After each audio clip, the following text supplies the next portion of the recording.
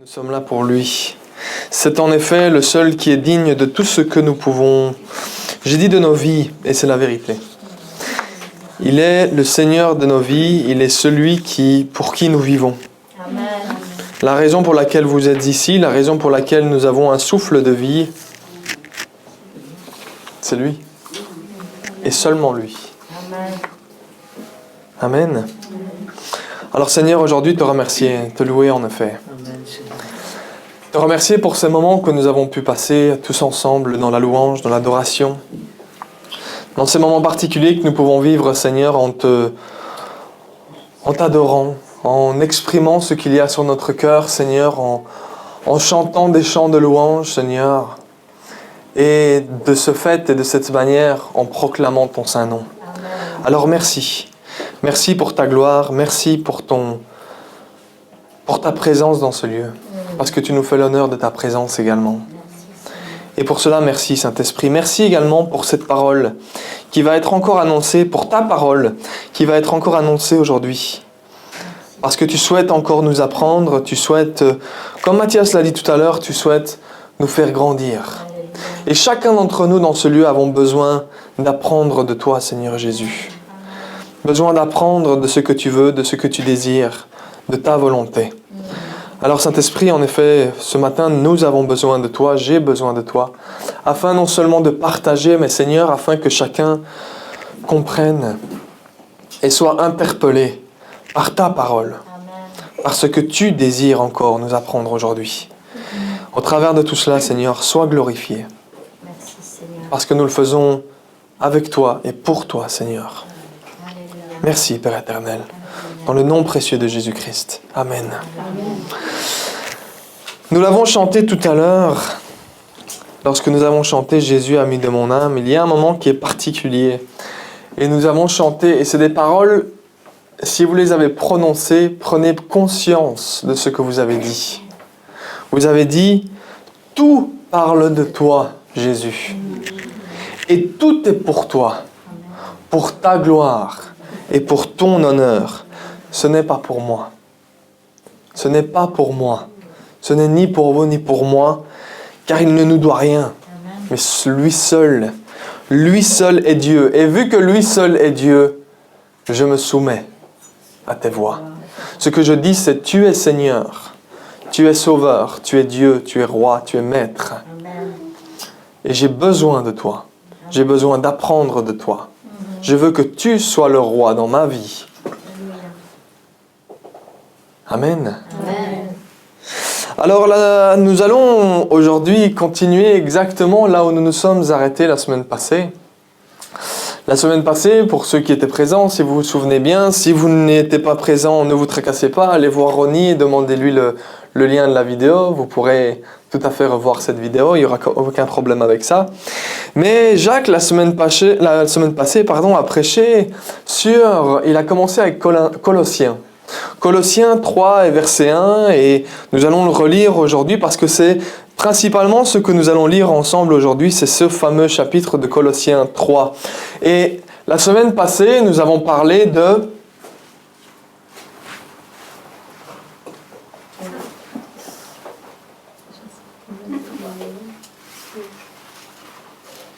Vous étiez là pourtant, hein? La semaine passée, nous avons parlé de... C'est bien. Exactement. La mort à soi. Tout à fait. La mort à soi. Et il a fini sur l'amour. Mais cette mort à soi, c'était en effet le fait de mourir au vieil homme. Exactement. Et nous allons relire ces passages ensemble aujourd'hui, ce qui a été lu et même un petit peu plus loin aujourd'hui. Et nous allons ensuite passer au reste de ce que Colossiens 3 nous apprend concernant l'étape d'après.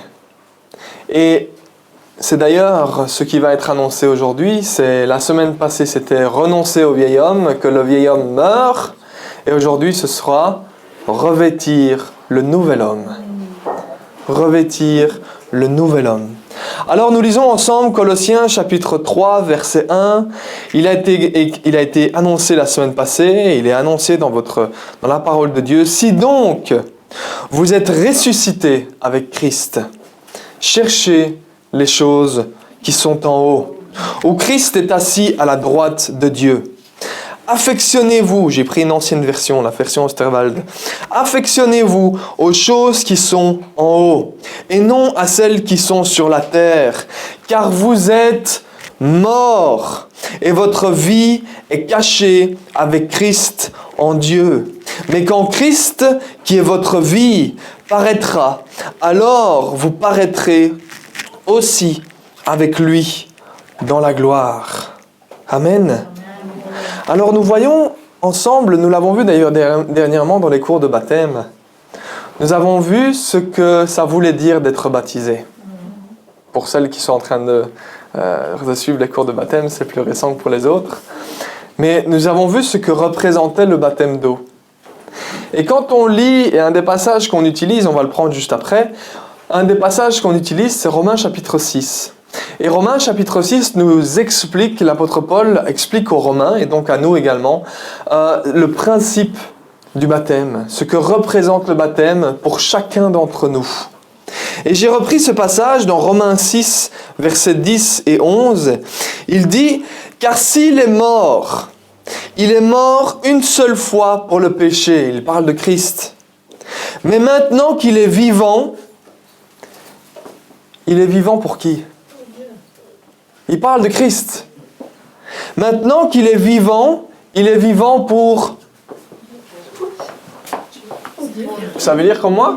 Oui, il est écrit ? Ça va alors. Il est vivant pour Dieu. Et il dit, voilà, vous aussi, mettez-vous bien dans l'esprit. Vous voyez les mots qui sont utilisés. Mettez-vous-le bien dans la tête, que ce soit bien ancré dans votre esprit et dans votre intelligence et dans toutes vos pensées. Mettez-vous bien dans l'esprit que vous êtes morts au péché, c'est ce que nous avons vu la semaine passée, et que vous vivez à Dieu. Certains me diront, c'est bizarre comme prononciation, comme manière d'écrire. Oui, vous vivez à Dieu. Vous vivez pour lui. Vous le vivez à lui, vers lui. Nous sommes morts au péché et nous vivons à lui, pour lui, avec lui, en Jésus-Christ notre Seigneur. Vous comprenez ce principe ? C'est ce que nous voyons dans les principes des cours de baptême. Le principe du baptême, nous sommes ensevelis dans sa mort. Et nous sommes ressuscités dans sa résurrection. Nous sommes morts à l'ancien homme. À l'homme du péché, à l'homme d'avant. Et nous sommes vivants dans le nouvel homme, dans celui qui est né de nouveau. C'est pour ça que Jésus parle de la nouvelle naissance. Il dit, c'est nécessaire pour vous. Vous avez besoin d'être né de nouveau pour voir le royaume de Dieu. Amen. Alléluia. Vous avez besoin d'être transformé. C'est pas juste, je vais à l'église tous les dimanches, donc je vois le royaume. Non, c'est, tu as besoin d'être transformé de l'intérieur. Ton esprit était mort. La relation avec Dieu était coupée. Tu étais, ça a été dit aussi la semaine passée, tu étais ennemi de Dieu. Ennemi de Dieu. Et maintenant, Jésus dit, si vous suivez mes commandements, vous êtes de ceux qui font partie de mes amis. Amen. Si vous gardez ma parole, si vous suivez mon commandement, si ma parole demeure en vous, il dira à ses disciples qui sont autour de lui, dans le dernier repas, les derniers instants qu'il va parler avec eux, il va leur dire, si vous demeurez dans ma parole, si vous gardez ma parole, si vous autrement dit, si elle est en vous et que vous la mettrez en pratique, et vous écoutez et vous placez toute votre confiance dans ce que je vous ai instruit de faire, alors vous êtes mes amis. C'est cette nouvelle naissance qui est nécessaire. Mais ce baptême d'eau que nous avons, ce symbole du baptême d'eau et cette progression et le schéma que vous avez vu tout à l'heure, le baptême d'eau est aussi nécessaire. Il fait partie de la marche normale du chrétien. Parce que c'est le suivi logique extérieure, officielle de ce qui s'est passé à l'intérieur de vous. Cette nouvelle naissance. Car si Jésus-Christ, il dit, s'il est mort une seule fois pour le péché, maintenant il est vivant pour Dieu. Et il dit, vous aussi, mettez-le-vous bien dans la tête. Vous êtes morts au péché et vous vivez à Dieu en Jésus-Christ, notre Seigneur. C'est ce que nous voyons aujourd'hui. Nous avons vu cette mort à l'ancien homme, cette mort à l'ancienne nature la semaine passée. Et nous allons continuer à lire Colossiens ensemble et toute la partie qu'il nous est écrite concernant ce passage du vieil homme, le passage du péché, le passage des anciennes priorités, des anciennes affections aux nouvelles affections, aux nouvelles recherches, aux nouvelles priorités, au nouveau cœur, au nouvel homme, celui qui est né de nouveau. C'est cela qu'il nous explique. Il nous dit, voilà, on revient à Colossiens 3, il dit, mais quand Christ, qui est votre vie, vous entendez ça? Votre vie ne vous appartient plus. L'apôtre Paul dira, je vais parler à la manière des hommes. Vous étiez esclaves du péché, maintenant vous êtes esclaves de la justice.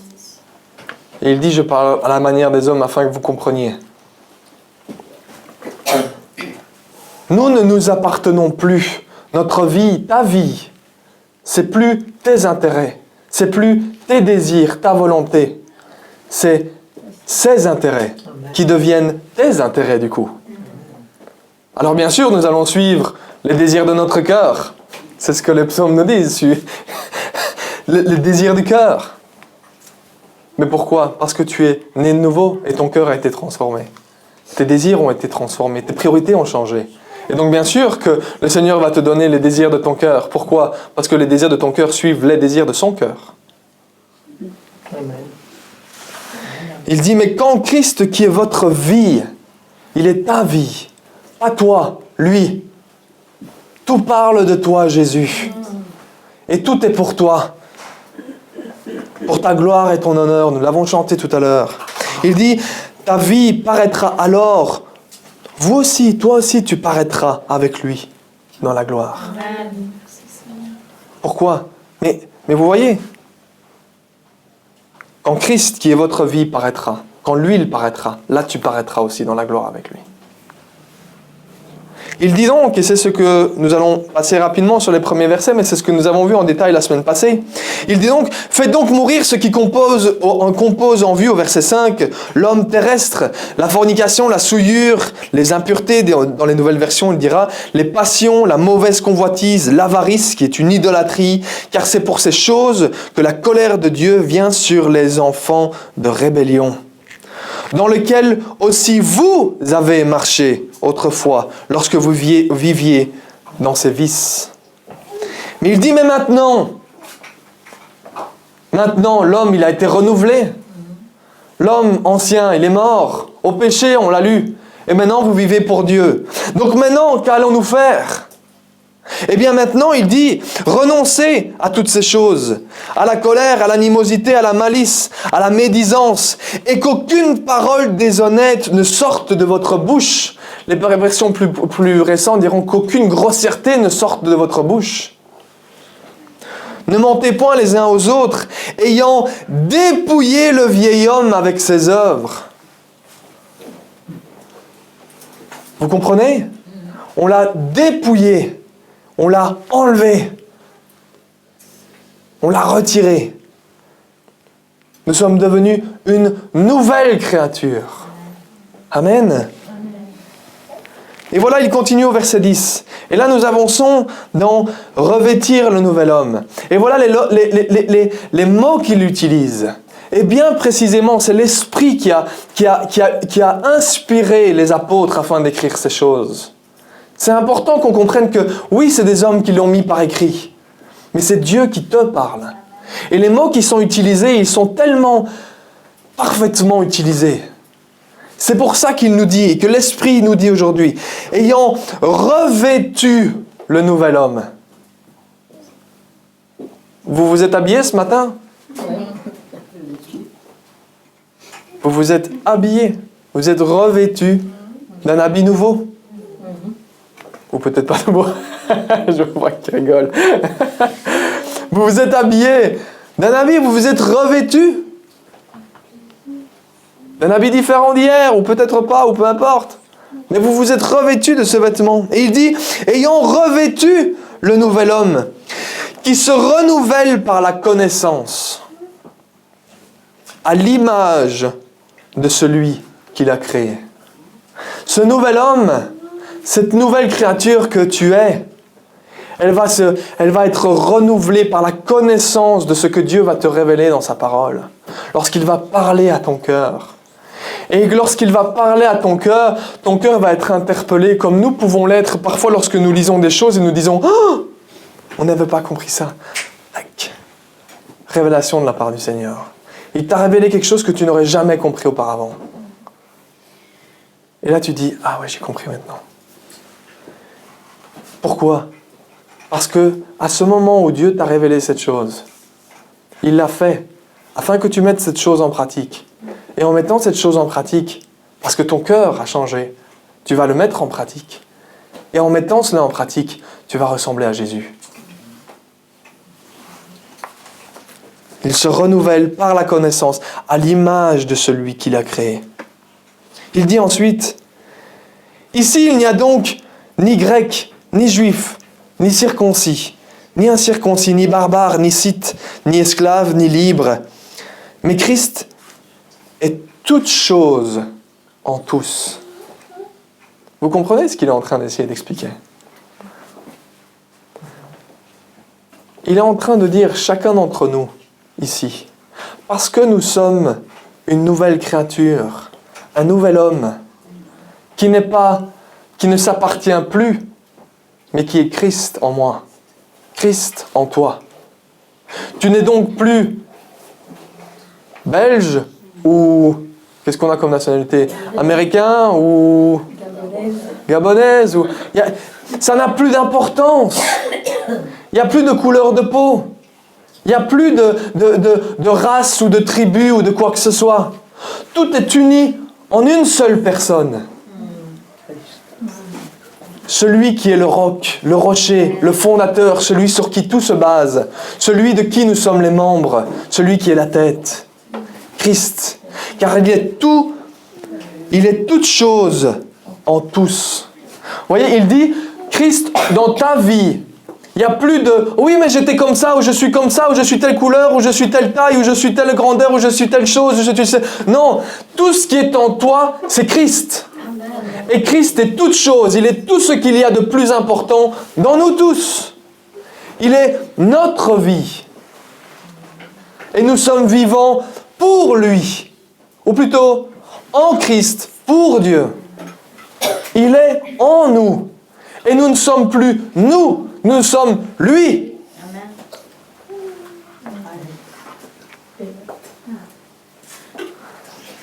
Le racisme dans l'Église, ça n'existe pas. Et je vous le dis parce que c'est important. Parce que ça a existé pendant des siècles et des siècles. La bêtise de l'homme qui ne comprend pas la parole de Dieu. Ou plutôt, qui se rebelle contre ce que Dieu dit. Et n'essaye même pas de comprendre. Clairement, il dit, pour un juif de dire, parce que Paul était juif, pour un juif de dire, il n'y a pas de juif, il n'y a pas d'incirconcis, il n'y a pas de circoncis. Allez dire ça aux juifs. Ils vont vous dire, il y a nous et il y a vous.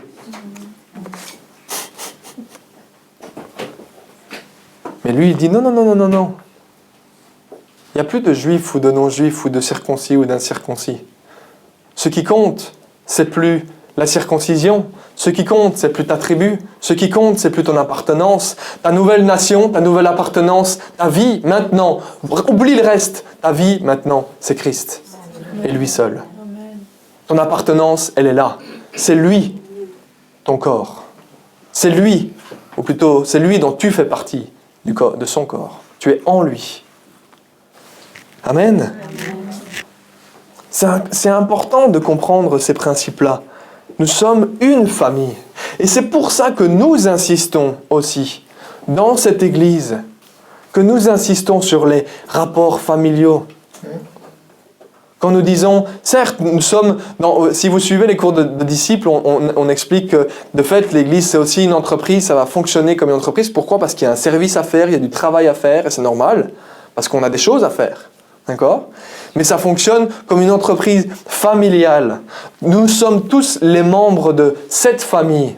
Amen. Et c'est pour ça que et certains remarqueront, on pousse le bouchon en disant « Venez me faire la bise. Venez me faire un bisou. » Quand vous rentrez, est-ce que vous allez dans votre famille, est-ce que vous n'allez pas faire un bisou à tout le monde? Bien sûr que si, vous allez dire un bonjour à tout le monde. Vous avez déjà... Je me souviens quand j'étais plus petit et qu'on avait le malheur d'arriver... Parce que moi, j'ai 4 frères et 2 sœurs, donc on est 7 enfants. Et quand on allait à Noël, etc., il y avait les cousins, les cousines, les oncles, les tantes, on était 50. Et vous aviez le malheur d'arriver en dernier et vous dites « Ah, misère !» Et on est parti pendant un quart d'heure à dire bonjour à tout le monde. Pourquoi? Parce que c'est une famille. Ça s'appelle la famille. Et c'est pour cela que nous insistons sur cela. C'est pour cela que... Je vais même aller plus loin. C'est pour cela que nous insistons et que Mathias continue à annoncer, dans les annonces, et qui continue à dire la réunion de prière, c'est le jeudi. Et le vendredi, il y a la réunion de partage, les moments. Pourquoi? Parce que une famille, elle se rassemble, elle passe des moments ensemble aussi. Alors, bien sûr, nous avons une raison pour les moments de prière et nous avons une raison pour les moments de partage et les moments d'évangélisation et les études bibliques, etc., etc. Bien sûr c'est aussi un outil d'édification, c'est aussi un outil d'évangélisation. Bien sûr que ça représente le service et le travail dans l'Église. Mais c'est aussi des moments où nous allons échanger. Parce que nous sommes de la même famille et nous allons parler ensemble et nous allons connaître nos vies et nous dévoiler nos cœurs et nous aider l'un l'autre et nous supporter l'un l'autre et nous édifier l'un l'autre et nous encourager l'un l'autre et parfois nous corriger l'un l'autre aussi. Parce qu'au travers d'une discussion, on va faire « Mais non, t'es sûr que c'est comme ça? Mais non, c'est pas comme ça. » C'est le principe de la famille. Et c'est ce qu'il dit. Dans le nouvel homme, vous ne faites plus partie d'une tribu. Les choses anciennes sont passées. Voici, toutes choses sont devenues nouvelles. Votre nouvelle nation, votre nouvelle appartenance, votre nouvelle famille, c'est l'Église. Parce que l'Église est à Christ et tu es à Christ. C'est ça qu'il dit. Tu appartiens. Ne vous trompez pas. Vous appartenez à l'Église. Parce que l'Église est à Christ. Et nous faisons partie de l'Église. Alors... Je vois certains qui vont me dire tu appartiens à l'église, tu n'as plus le droit de sortir. C'est pas ça qu'on est en train de dire. Bien que vous remarquerez que c'est pour cela que dans Hébreux il est dit aussi que certains quittent leurs églises et il encouragera à ne pas quitter les assemblées. Pourquoi? Parce que si Dieu vous a amené ici, pourquoi est-ce que vous iriez chercher dans une autre famille? On ne dit pas que c'est meilleur ou que c'est pire ailleurs. On dit juste Dieu t'a amené ici. Et il t'a fait rentrer dans cette famille locale. Qu'est-ce que tu vas aller chercher ailleurs? Tu sais changer ta famille de sang, toi? Ben non. Donc si Dieu cherche à t'impliquer dans une église, implique-toi dans cette église, avec ses défauts et ses qualités, avec ses difficultés et ses choses qui vont mieux. Parce que chaque église a des forces et des faiblesses. Donc si Dieu veut que tu t'impliques ici, mais pourquoi tu vas aller, on a une expression aujourd'hui, et d'ailleurs même en anglais ils le disent, j'ai remarqué, d'aller papillonner ailleurs, ils appellent. On va aller papillonner, pourquoi? Parce que les papillons ils vont d'une fleur à l'autre. Alors il dit, ne quittez pas vos assemblées, comme certains le font. Pourquoi? Parce que tu fais partie de notre famille. Si du jour au lendemain tu quittes, on se demande où est le membre de notre famille. Vous comprenez l'importance? Vous comprenez ces principes? C'est pas pour vous embêter qu'on parle du jeudi, du vendredi, du samedi, du dimanche, mais parce que vous faites partie de la famille. Et c'est aussi notre travail de vous encourager en disant « Mais si tu fais partie de la famille, passe du temps avec tes frères et sœurs. Viens passer du temps avec tes frères et sœurs. Viens échanger avec tes frères et sœurs. Viens te confier, te dévoiler, ouvrir ton cœur. » Tout ce qu'on peut prendre dans une relation. Lorsque nous avons une relation avec quelqu'un, cette relation, si elle est saine, va nous construire. Et c'est le but de l'Église. C'est pour ça que Jésus a mis en place aussi l'Église. Et il n'a pas dit « Maintenant, vous êtes tous une nouvelle créature en moi, vous pouvez rester chacun de votre côté. Hein. Vous êtes bien tranquille, restez dans vos maisons. Le dimanche matin, vous chantez quelques chants, vous lisez un peu la parole et puis vous êtes tranquille. Mais non, c'est pas l'homme qui a mis l'Église en place, c'est Jésus qui a mis l'Église en place. Et il l'a mis avec des raisons bien précises. Parce qu'il savait que vous, comme moi, en avions besoin. Que c'est nécessaire pour nous. Et que c'est le fonctionnement. C'est comme ça que Jésus veut que sa famille, que son corps fonctionne. Amen. Il n'y a donc plus aucune limite ou aucune race ou aucune tribu, car Christ est toute chose en tous. Mais tout ce que nous faisons, c'est pour lui. Alors il dit au verset 12, « Revêtez-vous donc », vous voyez, il revient avec cela.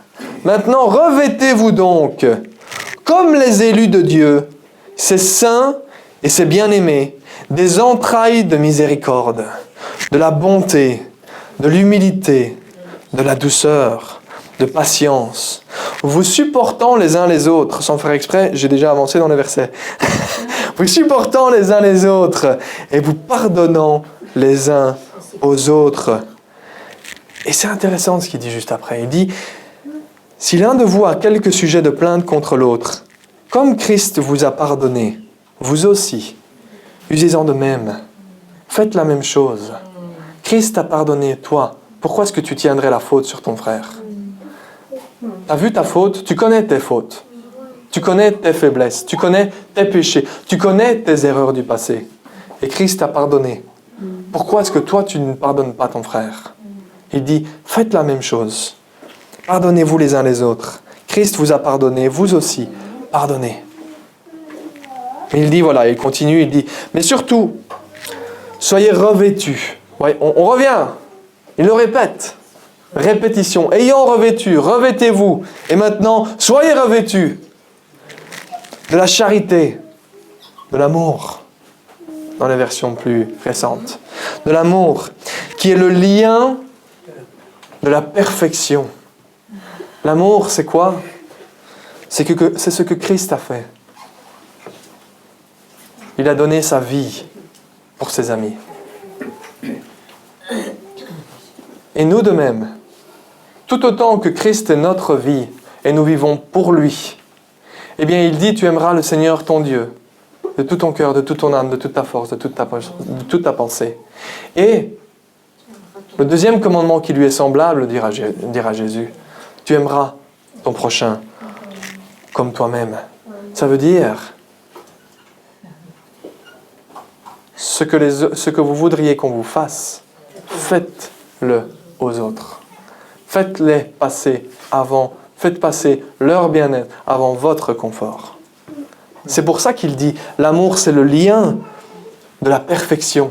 Parce que si chacun d'entre nous faisons passer notre frère ou notre sœur avant nous-mêmes, nous allons tous nous aider l'un l'autre, nous supporter l'un l'autre, nous encourager l'un l'autre. Et nous allons tous être édifiés. Et en Christ, tous nos besoins seront comblés. Merci, c'est le mot que je cherchais. Et vous voyez pourquoi c'est le lien de la perfection? Parce que chacun va le faire pour l'autre. Et si tout le monde le fait, eh bien il y a l'amour qui règne. Amen. Il continue et il dit, et que la paix de Dieu, à laquelle vous avez été appelés, cette paix, il est toujours dans le contexte des relations, la paix de la relation. La paix de Dieu, à laquelle vous avez été appelés, pour n'être qu'un seul corps. Que cette paix règne dans vos cœurs, mais aussi soyez reconnaissants. Alors il continue au verset 16, verset 1. Vous allez croire qu'on vous casse souvent les pieds avec « Il est important de lire la parole de Dieu, il est important de méditer la parole de Dieu, il est important de la mettre en pratique. » Vous verrez que qu'eux avaient déjà commencé. Et qu'eux insistaient déjà à l'époque.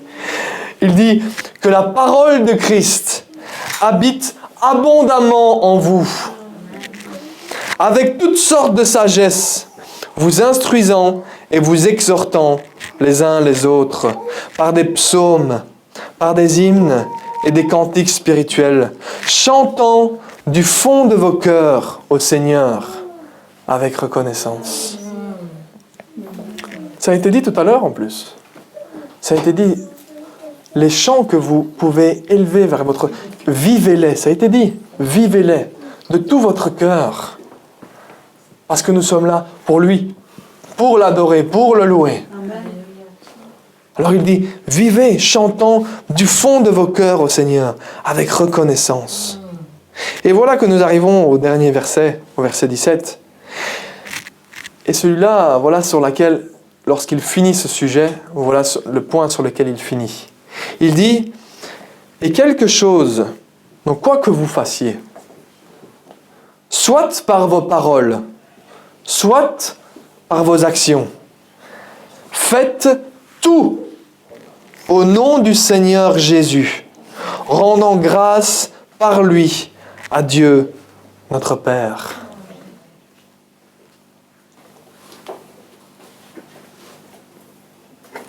Quoi que vous fassiez,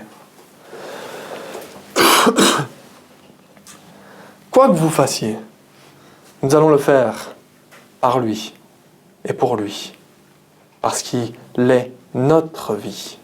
Amen. Il est devenu notre vie. Et lorsqu'il parle, il dit « Revêtez-vous du nouvel homme ». C'est l'homme qui a un nouveau cœur, de nouveaux désirs, une nouvelle volonté. Et cette volonté, eh bien, c'est de faire tout pour Christ, par Christ, avec lui. C'est de tout faire en lui. De tout faire au nom du Seigneur Jésus, rendant grâce par lui à Dieu notre Père. Vous comprenez le nouvel homme, à quoi il ressemble?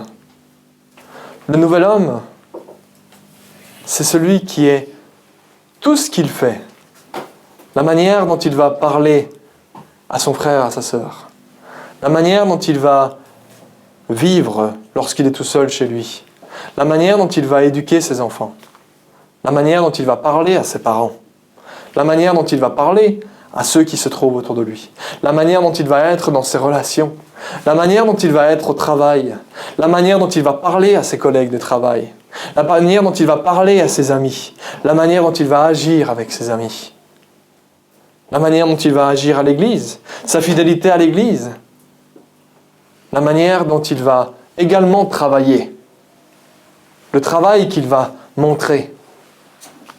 Il va le faire pour Christ et par Christ.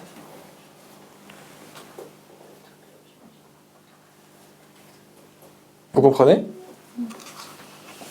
Oui.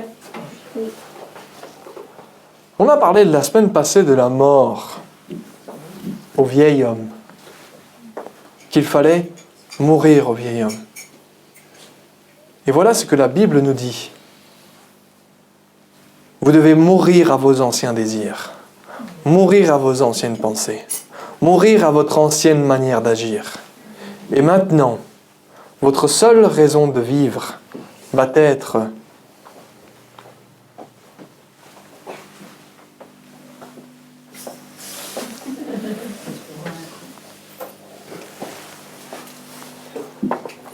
Vous avez la réponse à la fin de cette phrase? Oui. Va être Christ.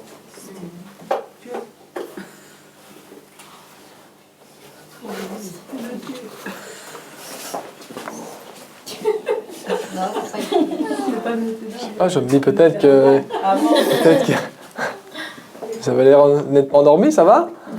Vous êtes là?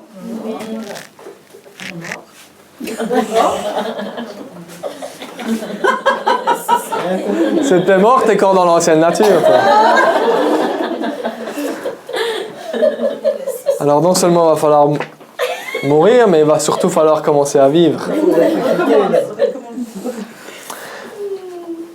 Mais c'est le cas. C'est le cas parce que je me demande si c'était pas avec Mathias qu'on discutait de cela un jour, où souvent on va attirer notre attention sur les mauvaises choses.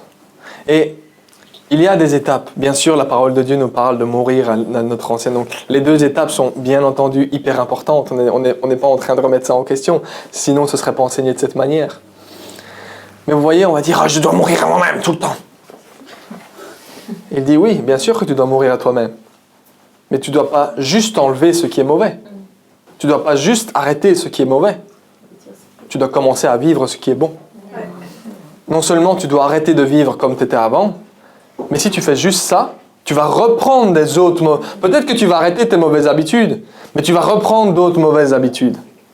Par contre, si tu remplaces ces mauvaises habitudes et que tu meurs à ces anciennes manières de vivre, mais que tu les remplaces par la manière dont Dieu veut que tu vives, là, tu vas commencer à vivre avec Christ et pour Christ, faisant tout avec lui et pour lui, en lui. Amen. Donc non seulement nous avons besoin d'apprendre à mourir, mais nous avons aussi besoin d'apprendre à vivre, à comprendre ce que ça veut dire. Et cette vie, elle devient tout ce que je fais, tout ce que je dis. C'est mon objectif, c'est lui. Parce qu'il est ma vie. Je ne suis plus ma vie. Il est ma vie. Amen. Mais voilà qu'on va aller un petit peu plus loin. Non seulement dans ce que nous pouvons dire, non seulement dans ce que nous pouvons faire, mais n'y aurait-il pas un troisième point que nous pouvons soulever? Yes. Dans ce que nous pouvons penser. Et voilà ce qu'il est écrit dans Philippiens chapitre 4, verset 8 et verset 9. Il dit au reste, mes frères, et bien sûr mes sœurs, ne vous sentez pas mises de côté.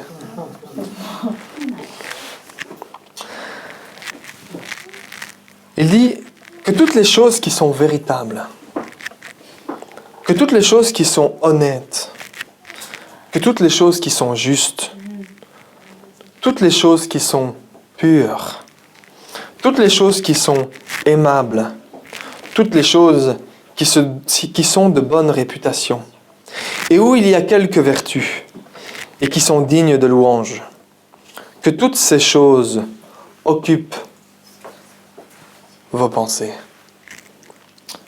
Il dira, vous les avez apprises, reçues et entendues de moi. Et vous les avez vues en moi. Faites-les aussi, et le Dieu de paix sera avec vous. Vous voyez, on discutait dernièrement avec Isabelle justement de nos pensées, des difficultés parfois que nous pouvons rencontrer, parce que nous avons besoin de comprendre, vous comme moi, que la difficulté de nos combats, ils vont d'abord se passer dans nos pensées. Parce que c'est là que va commencer. Tes actions, tes paroles vont suivre tes pensées.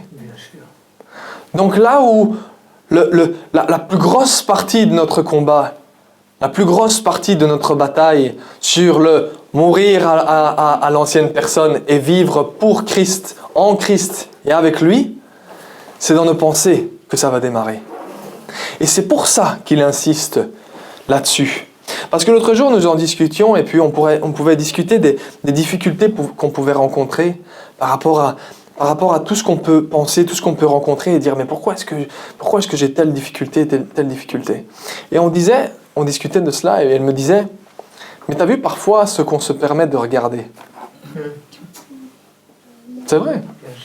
Parce qu'on se fait avoir, on se fait voler, on ne s'en rend pas compte, ou même parfois pire, on ne veut pas s'en rendre compte. Il n'y a pas des choses que vous aimez bien regarder ou faire et que vous auriez du mal à dire j'ai plus envie, j'ai plus le faire.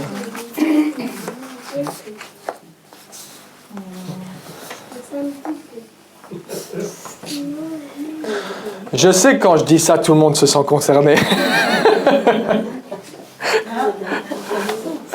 Ou peut-être pas, enfin j'espère. C'est bien, si vous ne vous sentez pas concerné, c'est bien. Tant mieux pour vous.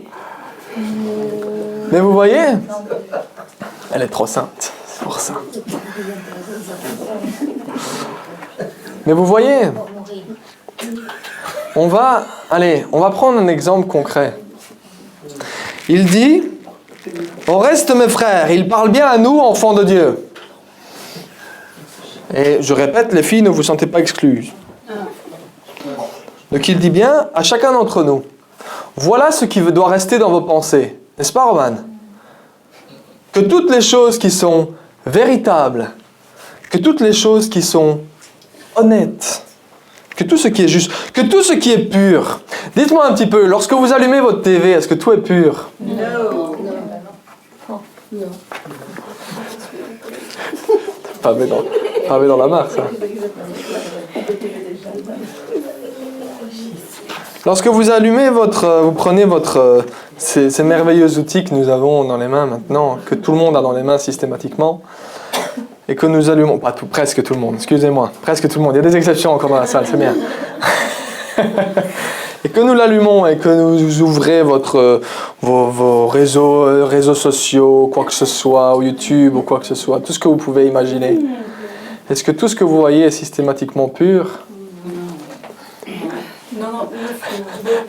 Je dirais même à l'extrême inverse. De fait, il n'y a presque rien de pur. Donc ça remet nos idées à place. Moi, quand je lis ça, je me dis, Seigneur, est-ce qu'il y aurait du tri à faire? Est-ce qu'il y aurait du tri à faire? Parce qu'il dit, voilà de quoi, et encore une fois, c'est l'Esprit qui nous parle. Il dit, voilà ce qui devrait se trouver dans tes pensées. Voilà ce qui devrait être l'objet de tes pensées. Tout ce qui est véritable, tout ce qui est pur, tout ce qui est juste, tout ce qui est aimable, tout ce qui est de bonne réputation, tout ce qui est digne de louange.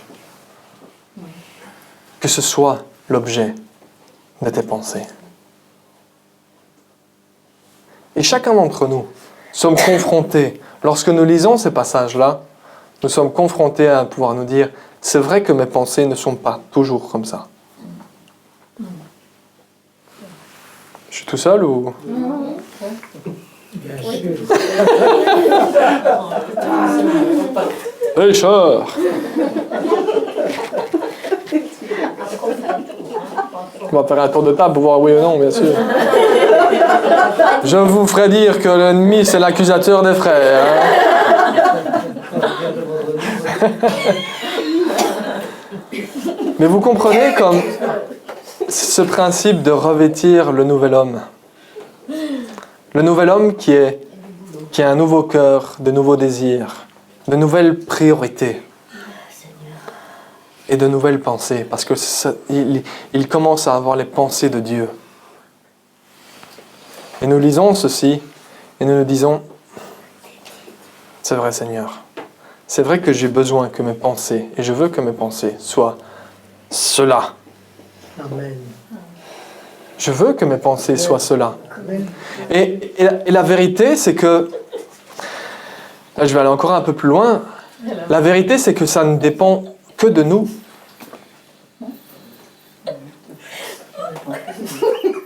Ça ne dépend que de nous. Le fait d'allumer mon téléphone et de regarder des bêtises de vidéos, c'est parce que moi je le veux. C'est parce que moi j'ai envie de regarder ça.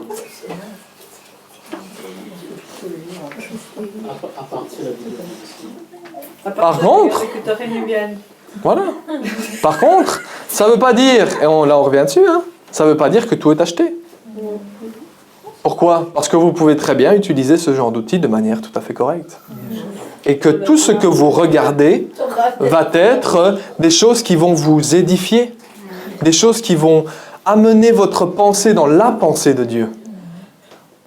Vous allez commencer à filtrer tout ce que vous allez regarder, en vous disant, de faites ça, et faites l'expérience, hein. C'est assez simple. Mettez je ne sais pas ce que vous regardez, peu importe, ça ne me regarde pas, mais mettez une des choses que vous regardez à la télé ou sur votre smartphone, et vous vous posez la question quand vous êtes en train de regarder, est-ce que c'est édifiant pour moi? Et faites l'expérience, le moment où vous le regardez, si vous coupez à chaque fois que vous répondez non à la question, vous ne regarderez plus grand-chose. Sauf ce qui va réellement vous édifier dans ce que Dieu veut pour vous. Vous voyez, donc c'est ce principe. Je vois qu'il a changé d'image, l'ami. Hein? Qu'est-ce qu'il a mis? Nos enregistrements. Mais vous comprenez, comme Sagra l'a dit, nous avons effectivement du travail afin d'apprendre à vivre comme il nous est écrit. Mais la réalité, c'est aussi que ça dépend de nous. Ça dépend de nos choix. Ça dépend des choix que nous allons faire, de pouvoir trier ou pas. Et d'être d'accord avec le fait que, eh bien, en permettant à nos yeux et à notre pensée de gober tout ce que nous voyons sur Internet et voyons ce que sur la TV, eh bien, ne vous détrompez pas. Ça va transformer votre pensée. Ce que l'ennemi va vous montrer dans tout ce qui est impur et pas digne de louange va avoir une influence sur vos pensées. Et tout ce que Dieu va vous montrer dans sa pureté, dans tout ce qui est digne de louange et dans tout ce qui est édifiant, va influencer vos pensées. Et c'est pour cela que chacun d'entre nous est responsable. Je ne suis pas en train de vous dire ce que vous devez faire, vous faites ce que vous voulez. Mais chacun d'entre nous, par rapport à ce que la parole de Dieu nous montre, pouvons nous sentir interpellés par ce genre de choses. Parce que de fait, on en discutait il n'y a pas très longtemps, où on se posait la question, ou en tout cas je posais la question, je me demande ce que les apôtres, si les apôtres discutaient parfois des banalités dont nous pouvons discuter. Non, les apôtres n'avaient pas de sarcasme. Mais par contre, allaient-ils passer du temps sur certaines choses sur lesquelles nous passons beaucoup de temps? Pas sûr. Pas sûr parce que sinon l'apôtre Paul ne nous aurait pas dit « Aucun soldat ne s'inquiète des choses, des affaires de la vie courante. » Parce qu'il gardait ses yeux sur ce qui était prioritaire, sur ce qui était important. Et c'était l'objet de ses pensées. Sinon, il n'aurait pas osé dire ça. C'était l'objet de ses pensées. C'était l'objet de son travail. C'était l'objet de sa vie. Pourquoi? Parce que Dieu est notre vie. Et si Dieu est notre vie, il est notre vie dans notre cœur, c'est-à-dire dans tous nos sentiments, dans tous les sentiments qu'on peut exprimer. Lorsque nous chantons et que nous adorons Dieu, notre cœur est aussi impliqué dans ce que nous faisons. Et là aussi, nous allons parfois, pour certains, sauter de joie, ou d'autres être interpellés, ou pleurer d'une certaine manière, ou être touchés dans les émotions, ou être touchés dans l'esprit aussi, mais nous allons aussi exprimer des émotions. Et ça va être pour notre Seigneur. Dans nos pensées, pareil. Il va être notre vie dans nos pensées. Et nous allons tâcher, parce que c'est ce qu'il dit, que toutes les choses qui sont véritables, et il finit, etc., etc., etc., il dit que toutes ces choses occupent vos pensées. Est-ce que Dieu est ma vie dans mes pensées? C'est des questions que nous pouvons nous poser. Est-ce que Dieu est ma vie dans mes pensées? Tu aimeras le Seigneur ton Dieu de tout ton cœur, de toute ton âme, de toute ta force. Est-ce que Dieu est ma vie dans toute ma force? Dans tout ce que je fais de mes bras, dans tout le travail que j'opère, dans tous les services que je peux faire. Est-ce que Dieu est ma vie dans toute la force que je dépense? De toutes tes pensées. Est-ce que Dieu est ma vie dans toutes mes pensées? C'est ce genre de questions que nous pouvons nous poser à nous-mêmes. Et ça ne regarde que nous-mêmes. Parce que voilà ce que la parole de Dieu nous annonce. Mais chacune de vos pensées vous regarde. Elle ne me regarde pas moi, mais elle vous regarde vous. C'est entre vous et votre Seigneur. Votre relation avec Dieu. Nous ne faisons que lire et tenter de l'expliquer, et tenter de l'enseigner. Mais essayer de le mettre en pratique aussi. Bien sûr. C'est très important aussi. Mais vous voyez, chacun d'entre nous sommes responsables par rapport à ce que nous lisons et par rapport à ce que nous voyons, de ce que Dieu nous révèle. Et là, les questions commencent. Les questions nous concernant commencent à fuser. Seigneur, est-ce que tu es ma vie? Dans telle chose et telle chose. Pas dans la culpabilité, mais juste afin d'être interpellé. Et afin de, parfois, remettre les choses en place, faire du tri. Et dire, c'est vrai que je suis mort à mes anciennes manières de vivre, à mes anciennes habitudes, à mes anciennes manières de penser. Et maintenant, je veux vivre en toi, Christ, parce que tu es ma vie. Amen. Voilà ce que le Seigneur dira dans le sermon sur la montagne qu'il fera. Il dira dans Matthieu chapitre 6 ou 5, je ne sais plus, je ne l'ai pas noté. 6, 21, merci. Oui, si j'ai noté, je suis au-dessus. 6, 21. Où il dira ceci. Car où est votre trésor? Là aussi, votre cœur. Où est ton trésor? Parce que là où ton trésor est, c'est là que toi tu vas suivre. Si ton trésor c'est ton travail, tu vas t'impliquer à fond dans ton travail. Et tu vas faire de ton travail ta priorité. Si ton trésor c'est de l'argent, tu vas t'impliquer à fond et ta priorité ça va être l'argent. Alors est-ce que c'est mauvais d'avoir un travail? Non. Est-ce que c'est mauvais d'avoir l'argent? Non. Si ta priorité en tout temps, constamment, c'est tes amis ou ta famille, ta priorité, et ton cœur va aller là-dedans. Par contre, il dit, et c'est pour ça qu'il dira, faites-vous un trésor dans les lieux célestes. Parce qu'il dira, si votre trésor, c'est Dieu, alors là aussi sera votre cœur. Là aussi sera tout ce que vous pouvez faire, ce sera pour lui, avec lui. Là va être la direction que vous allez choisir. Votre priorité, ça va être lui.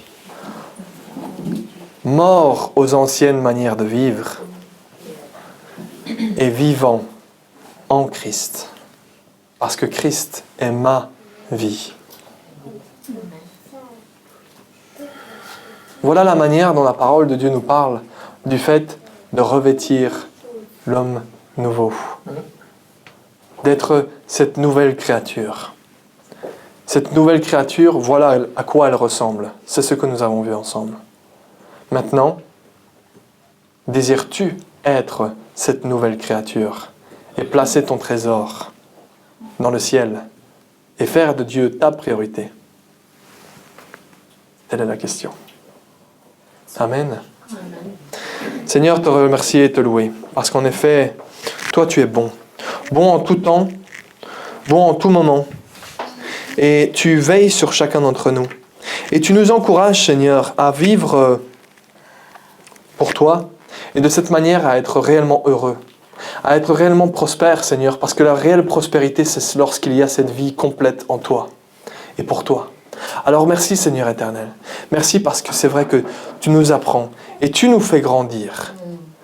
Tu nous enseignes afin de réellement accomplir ta volonté et afin de réellement accomplir ton dessein pour nos vies, ton plan et ton projet pour nos vies, qui est de te mettre au centre en tout temps et en tout moment. Sois loué, Seigneur éternel, et merci encore aujourd'hui pour ta parole. Sois glorifié dans le nom précieux de Jésus-Christ. Amen. Amen. Soyez bénis. Merci. Merci.